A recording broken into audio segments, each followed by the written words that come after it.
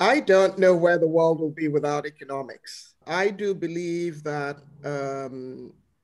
it can still play an important role and actually has begun to play that role in helping society make progress on those important global challenges that you mentioned, whether climate change, poverty, inequalities, the impact of technology, pandemics, as well as racial and class issues. I think everyone should be held accountable for their advice, but I think particularly that holding economists accountable for their advice will improve the quality of the advice that's given.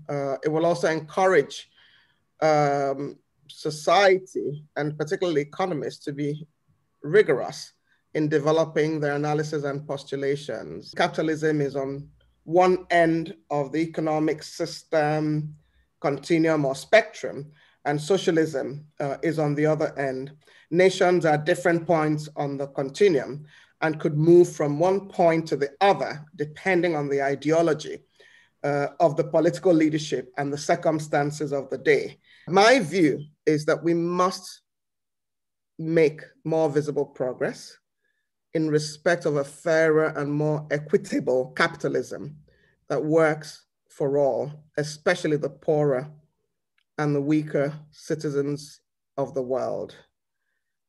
I do believe that we have one human race, one race, the human race.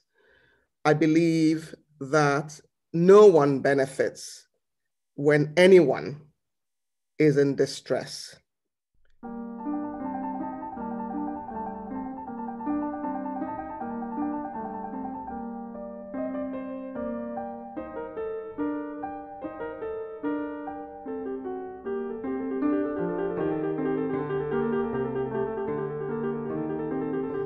I don't know where the world will be without economics. My personal experience throughout my entire 34-year career in finance and capital markets is that I've relied on economics to understand and carry out my duties. Indeed, I believe that economics is everyone's business, as we all invariably are affected by economic policies. And in one way or the other, I influence or influence economic decisions. Economics indeed matters because it enables us measure all aspects of the well-being of society using what I consider a common standard, especially because I do believe, like it's often said, that it is difficult to manage what you can't measure. I also feel that economics breaks down the complexities of business and society into numbers and concepts that enables an understanding of how scarce resources are hopefully efficiently deployed for the good of society. I believe it helps us ensure the welfare of individuals, of companies, of nations, and society. And as I said earlier, it is a common basis for understanding how all these economic agents thrive and what are the opportunities to support them to even do better in the future. Economics as a social science uses scientific methods to understand how these scarce resources are allocated by individuals, businesses, governments, or nations. And it also focuses on the behaviors and interactions of these economic agents. It is therefore important that at every level and as a study, because it impacts our decision making, it provides information, analysis of data and modeling, provides options for tackling problems, and sheds light on risks and opportunities. For organizations, it helps a better understanding of consumers, especially providing often very useful frameworks for understanding consumer behavior. For nations and international business, understanding interactions and economic behaviors, in my view, provides useful insights that can be used in decision making at the micro level, at the macro level, across borders. So indeed, economics does matter.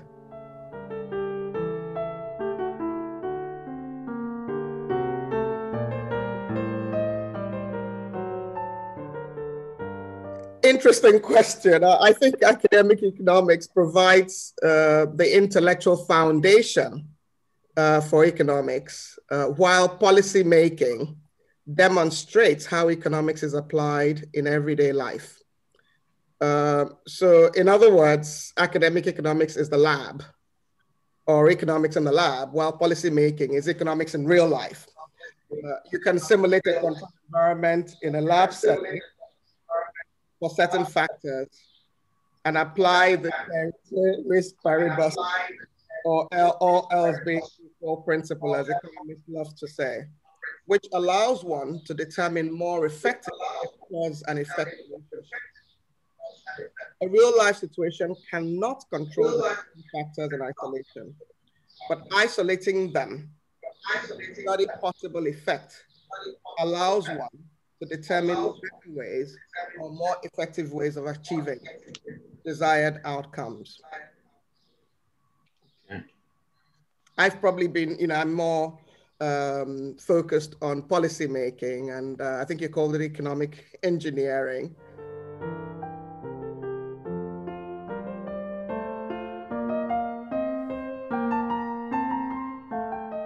I do think it serves the common good. It helps us measure where society is on various issues. It enables us assess and monitor progress. And it enables us compare nations, businesses, and individuals on a common basis. So yes, it does.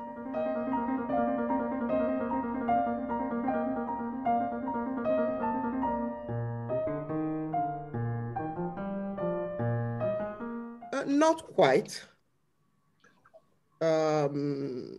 But I do believe that it can still play an important role, and actually has begun to play that role in helping society make progress on those important global challenges that you mentioned, whether climate change, poverty, inequalities, the impact of technology, pandemics, as well as racial and class issues. I say this because it gives us a common framework for understanding issues and addressing gaps. Cause and effect, as well as cost and benefit analysis, are also useful concepts in this regard. These global challenges can be incorporated, and we can see some work already being done into the concepts of markets and profits. They can help us redefine what success means, so that it is not just taking account of profits, but taking account of what value you bring to all stakeholders while netting out what you take away from society. So that thinking around how to think about these global challenges, which are here with us, is something that I think economics has the capacity to contribute enormously to. I think we need to develop tools that will provide a more comprehensive perspective on value creation as well. We've seen work that's been done in development finance. There's a greater understanding of developing economies today than in the past. But let me, and for me, I think society's context always influences economics. So if we go back to September 1970, when Milton Friedman authored his seminal piece about the importance of focusing on shareholder returns as a purpose of the corporation, we'll see that for the next 50 years, up until the last few years, maximizing profit and shareholder returns shaped economics. 50 years on, there's now a new context. There are various developments that are fueling what I consider a shift to a more comprehensive view of how value is created or destroyed.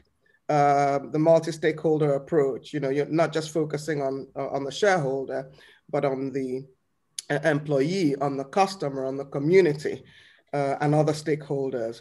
And academics like Professor Colin Maher here at Said Business School, University of Oxford, and Rebecca Henderson at Harvard Business School have been providing thought leadership on this shift from a focus on shareholder returns to a multi-stakeholder approach.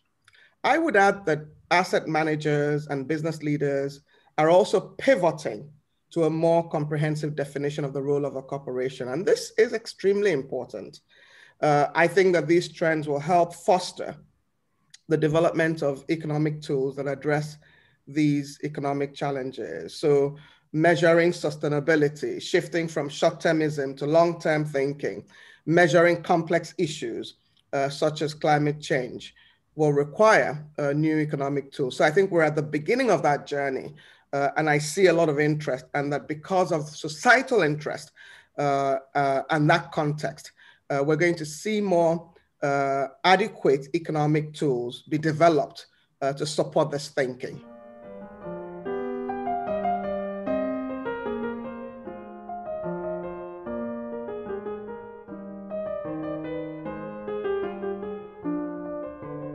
Absolutely.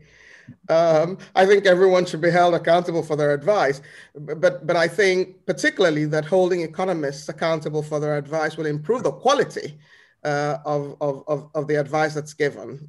It will also encourage society and particularly economists to be rigorous in developing their analysis and postulations. Society will benefit from reviewing what went wrong and how to improve the quality of decision making, given how so important economics is to our lives.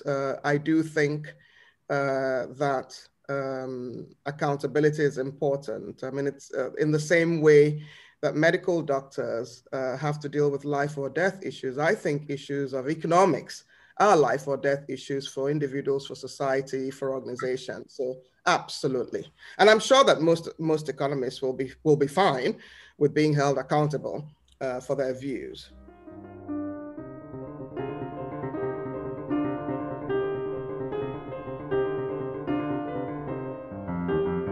I believe that the study of economics will not be complete without delving into capitalism, which is one way to deploy the factors of production. I also don't believe that capitalism can exist without economics. You've asked that I define capitalism. The most common definitions are that capitalism is an economic system that is characterized by free markets, private ownership of property, or in economic terms, private control of the factors of production, competition, and of course, profit motive for producers. This is contrasted by a social system where the means of production are either centrally controlled or usually state-owned.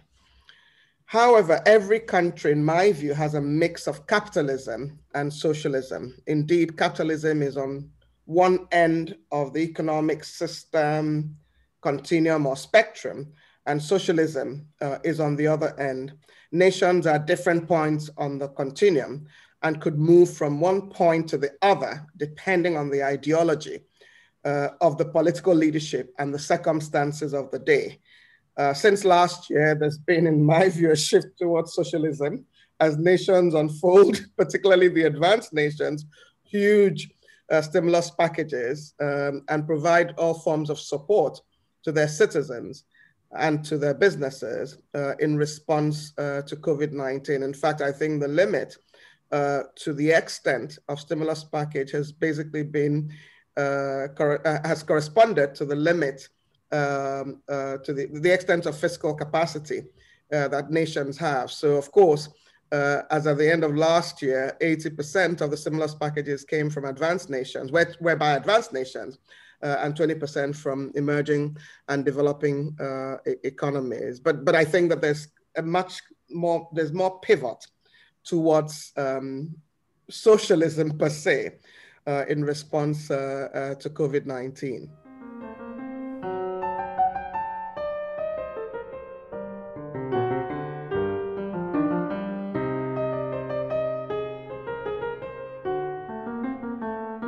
I'm not sure that we can even say that global capitalism tomorrow is equivalent to what we've seen, or today is equivalent to what we've seen in the last few years. I think it's already evolving.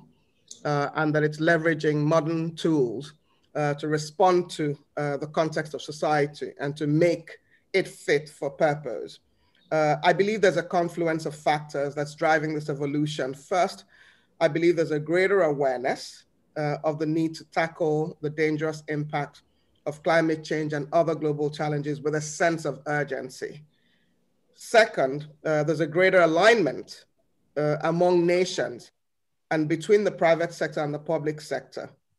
So take for example, the UN Sustainable Development Goals that was agreed in September 2015 and the Paris Agreement on climate change that was agreed in December 2015.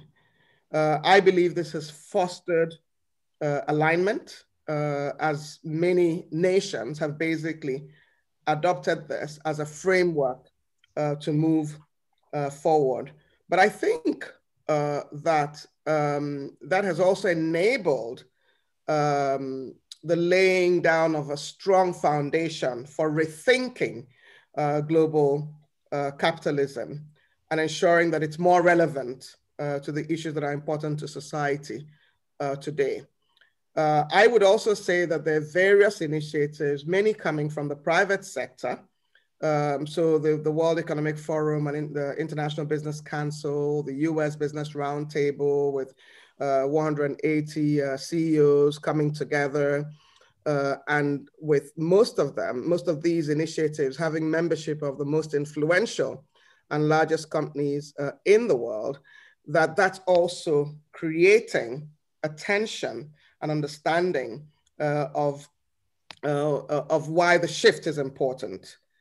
I would say that investors are calling the shots. They want to do well, but they also want to do good. I call it the do good and do well. So we're seeing a lot of acceleration in environmental, social, and governance-related investing. Indeed, I think it was late last year, the Pensions and Investments Journal estimated that such investing had tripled from in 2020 compared to 2019. It could also be that COVID-19 has made everybody a bit more compassionate and more empathic. But for me, the one that I find most crucial is that young people who are gradually taking over the reins in different sectors of an economy are becoming increasingly vocal and demanding about their expectations and the type of society that they want to inherit. One easy example that everybody has seen is the now many young climate activists who are shaping the conversations on the global climate agenda. Others are voting with their feet.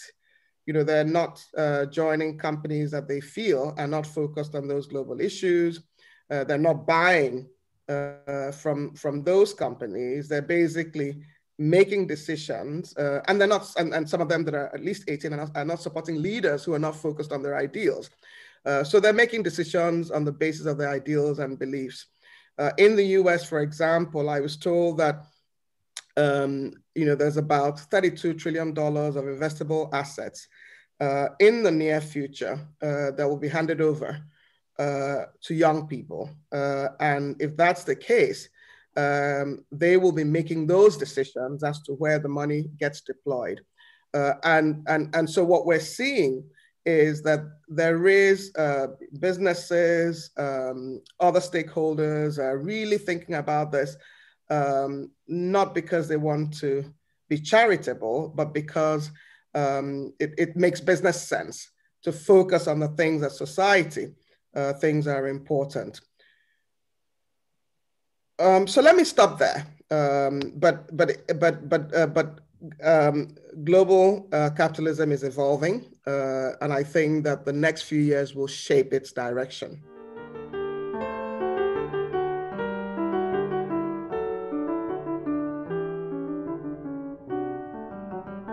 Okay, this is my favorite question, I think. Actually, I like each of the questions, but I like my answer here. So, as you know, Winston Churchill's famous quote, from over 70 years ago, what he said about democracy. He said, many forms of government have been tried and will be tried in this world of sin and woe. No one pretends that democracy is perfect or all-wise. Indeed, it's been said that democracy is the worst form of government, except for all those other forms that have been tried from time to time. So let me leverage Winston Churchill's famous quote on democracy and respond to your question by saying various political and economic systems have been tried, including capitalism, communism, and socialism. No one pretends that capitalism is perfect or all-wise. Indeed, some people may feel that capitalism is the worst system, except for all those other forms that have been tried before. In recent times, there's been what I consider a shift to the center and away from ideological views, or maybe I should say shift to more pragmatic views rather than ideological views on the left or the right. And I think an example that is present before us is the COVID-19 pandemic response. I think there's greater interest in more pragmatic approaches that are responsive to the needs of the day. My view is that we must make more visible progress in respect of a fairer and more equitable capitalism that works for all, especially the poorer and the weaker citizens of the world. I do believe that we have one human race, the human race. I believe that no one benefits when anyone is in distress. So if we don't have capitalism that works for all and addresses all the various forms of inequalities, we will neither have prosperous citizens nor have a safe and peaceful planet. Indeed, everyone will lose when there's a real opportunity for everyone to gain. We see signs of this everywhere: social discontent in advanced nations, in poor countries. The reason, in my view, for this is insufficient attention on building an economic system that works for all, within nations and across nations. I do believe that if we're serious about leveraging economics, leveraging capitalism to address societal ills, we must think about reshaping those two concepts so that they address the concepts, they address the issues of our time. Thank you.